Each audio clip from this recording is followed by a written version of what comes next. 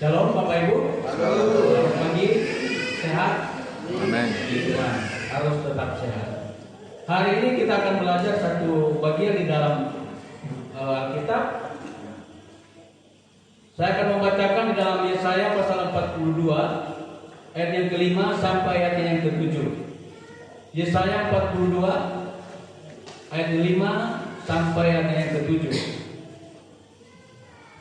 Yang sudah dapat silakan mengikuti, saya akan membacakan Yesaya 42 ayat 5 sampai 7. Beginilah firman Allah, Tuhan yang menciptakan langit dan membentangkannya, yang menghamparkan bumi dengan segala yang tumbuh di atasnya, yang memberikan nafas kepada umat manusia yang mendudukinya, dan nyawa kepada mereka yang hidup di atasnya. Ayat 6, Aku ini Tuhan telah memanggil engkau untuk maksud penyelamatan, telah memegang tanganmu, aku telah membentuk engkau dan memberi engkau menjadi perjanjian bagi umat manusia, menjadi terang untuk bangsa-bangsa, untuk membuka mata yang buta, untuk mengeluarkan orang hukuman dari tempat tahanan, dan mengeluarkan orang-orang yang duduk dalam gelap dari rumah penjara. Bapak Ibu saudara-saudara yang dikasihi Tuhan, ini adalah salah satu bagian daripada apa yang Tuhan sampaikan kepada Nabi Yesaya berkaitan dengan umat Allah, tentunya juga berkaitan dengan kehidupan orang-orang yang sudah dipanggil oleh Tuhan untuk menjadi umat kesayangannya. Ayat ini saya bisa klasifikasikan dalam 3 hal. Yang pertama adalah, kalau kita membaca ayat yang kelima, itu bicara tentang penyataan keberadaan dunia yang diciptakan oleh Allah. Keberadaan dunia dengan segala yang ada di dalamnya itu di bawah otoritas atau di bawah ciptaan, di bawah kendali atas kuasa daripada Tuhan. Jadi siapapun, semua ciptaan ada di dalam kekuasaan Tuhan karena Dia yang ciptakan. Berarti kalau Dia yang ciptakan, Dia yang berkuasa, Dia yang berhak, Dia yang punya, dan Dia yang sanggup melakukan apa saja atas segala ciptaan. Ayatnya ke-6 bicara tentang sesuatu pesan yang sangat spesifik, sangat spesial. Dikatakan di sana bahwa Aku ini Tuhan telah memanggil engkau untuk maksud penyelamatan. Nah, pernyataan ini bicara tentang sebuah rancangan besar atas manusia yang juga adalah ciptaan Allah. Jadi manusia secara spesifik dikatakan Aku telah memanggil dan membentuk engkau. Nah, ini yang menjadi titik poin saya, bahwa Allah yang sudah memanggil kita dan membentuk tidak boleh dipisah. Ketika kita dipanggil oleh Tuhan, maka kita akan dibentuk oleh Tuhan. Ada orang ketika hanya sampai pada titik panggilan, lalu pada proses pembentukan dia berhenti, cukup sampai di situ. Karena apa? Tidak tahan menerima pembentukan Tuhan. Nah, kita orang percaya dikatakan bahwa untuk sebuah rancangan Tuhan yang besar, Tuhan akan memakai kita. Tuhan akan menjadikan kita sebagai mitranya di dunia ini. Dikatakan supaya manusia itu orang yang dipanggil, yang akan dibentuk oleh Tuhan. Untuk apa?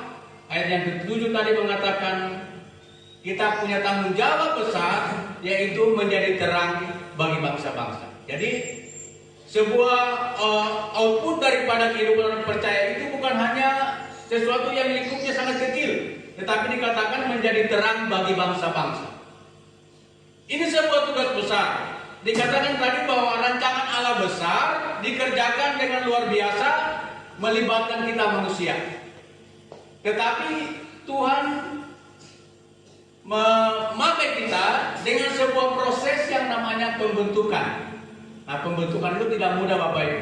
Ya, kalau kita melihat orang-orang yang sedang menempuh pendidikan kemiliteran, untuk menjadi seorang tentara yang tangguh dan kuat, dia mesti harus dibentuk dulu, dilatih dulu, dikarantina dulu dengan segala macam aturan, bahkan mungkin pembentukan yang sangat ketat, bahkan juga disiplin yang sangat tinggi. Supaya apa? Hasilnya tidak melahirkan anggota militer atau tentara yang lemah, tetapi tentara yang kuat, yang tangguh, fisiknya tangguh, kemudian juga kemampuannya, daya tahannya kuat.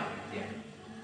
Harus dibentuk. Jadi 3 poin ini menjadi hal yang kita akan renungkan bersama, bahwa yang pertama, dunia dan segala isinya itu diciptakan Tuhan. Itu kita sepakat itu semua itu.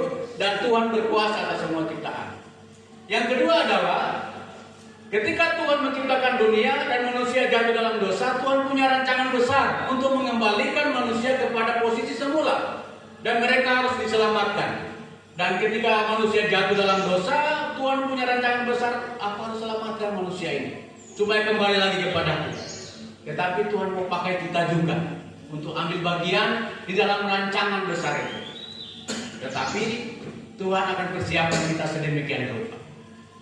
Supaya apa? Supaya kita menjadi terang yang tadi mungkin saudara-saudara kita masih hidup dalam kegelapan, kita jadi terang untuk mereka.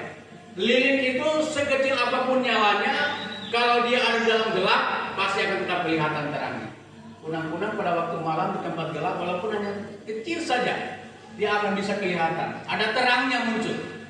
Kehidupan orang percaya seharusnya begitu. Ketika ada di tempat gelap, walaupun nyalanya kecil, tidak usah mungkin katakan lampu 1000 watt, tidak usah. Lampu 1 watt aja. Ketika ada di tempat gelap, dia akan kelihatan nyalanya.